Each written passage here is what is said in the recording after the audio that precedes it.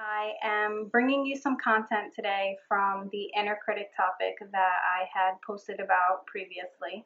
And I thought it was a really good thing to bring to everybody's attention because there's so much that goes on with negative thoughts. It's at the core of so many issues like relationship issues, our self esteem, our relationships, how we feel, our depression, our anxiety.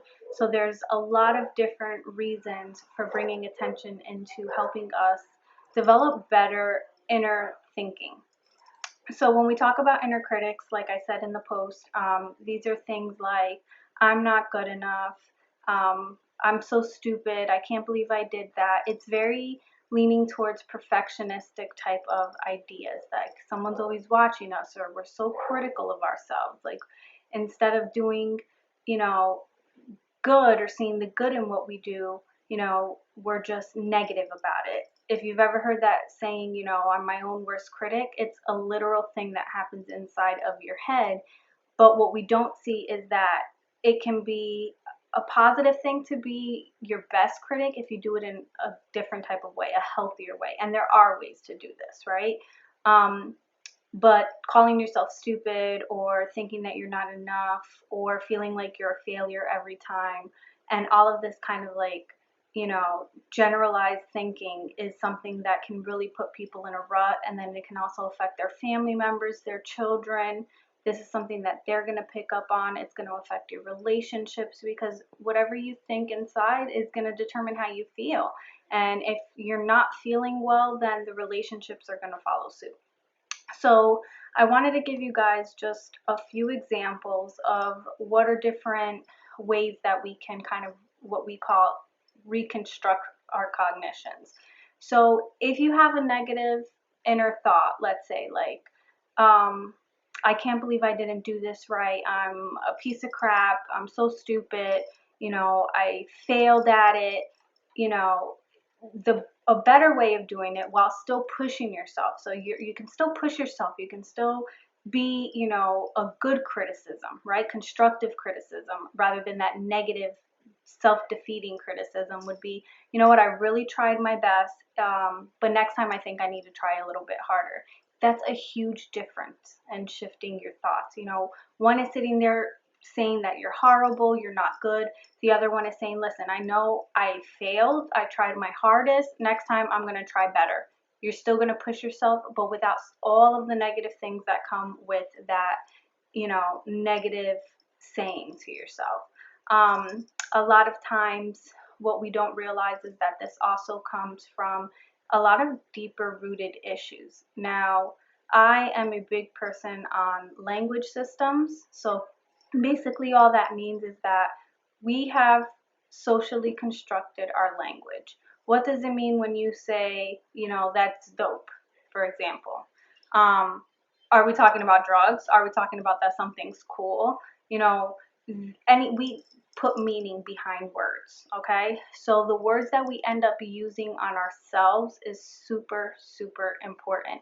And I try to push this across to the little kids all the way to the adults that I see, because we don't realize that, right?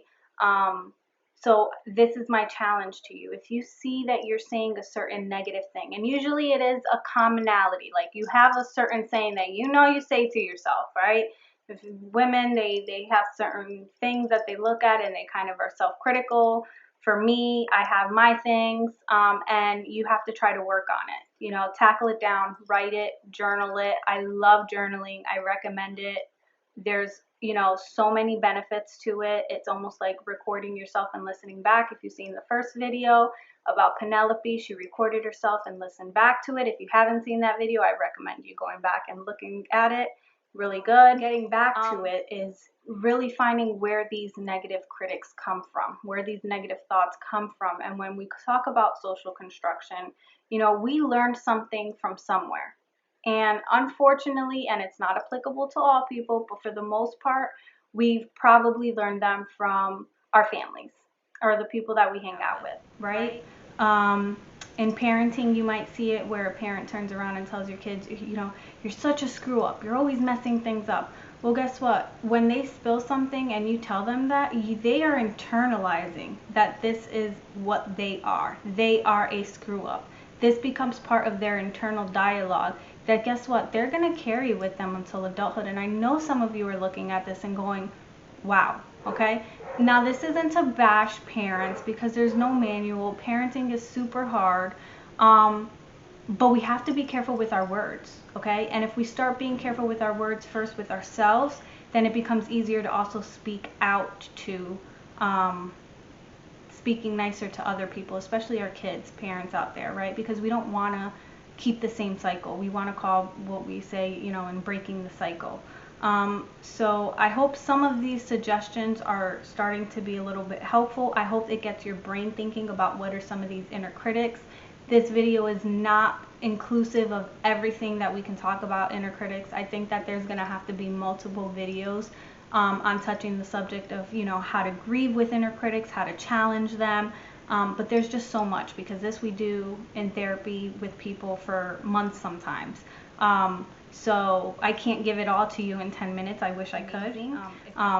But that's not how it works. It is a process. And in that, I want to remind you to be kind to yourself and realize that it is a process. It takes long. If you are 30 years old, let's say it started around 5. So you have 25 years of this message being ingrained in your brain, which means that when I say ingrained in your brain, I'm literally talking about connections are made that are sending you this thought specifically. Like, you're not going to fix it in 2 days. You're not going to fix it after one self-help book. If that was the case, then that would be fabulous, but that's not the process. We literally have to, with our thoughts, with the power, with the energy that we put into it, go back to start rewiring our brain to think positively, to, show ourselves some compassion, to show ourselves some self-love. Instead of, being hard on yourself, tell yourself, what a good job you did. And people go, oh, how am I going to sit there in the mirror and say that to myself? Well, you can sit there and tell yourself that you're a piece of shit, right, in your head. Why can't you tell yourself that you love yourself? And it's so funny, but it's hard. Not funny and funny, but funny and ironic. But people literally think in this way. They will prefer to and hold on to these negative thoughts because they're embarrassed or they're scared to try to be more positive. It's not embarrassing. It's not embarrassing if these thoughts are going to help you feel better. They're not embarrassing if these thoughts are going to make you feel good about yourself and stop your depression and help you with your anxiety and make you feel more fulfilled. So I'm really challenging you guys. I would really, really love to hear your feedback. Again, this is not just for me. This is for you guys. DM me. I will keep it private on, I'm not going to say like, oh, so-and-so asked me this question. But I can address it. I can say, hey, specifically for this example, this is some of the things that you can do, because I guarantee you what you are going through is not unique. There are so many different people going through the same thing. There are so many people that have a lot of the same exact thoughts, okay? I hope you liked the video. Again, there's so much that I can talk about on this topic, but I don't want to make it too long. I want you guys to come back and give me some feedback so I can give that back to you as well.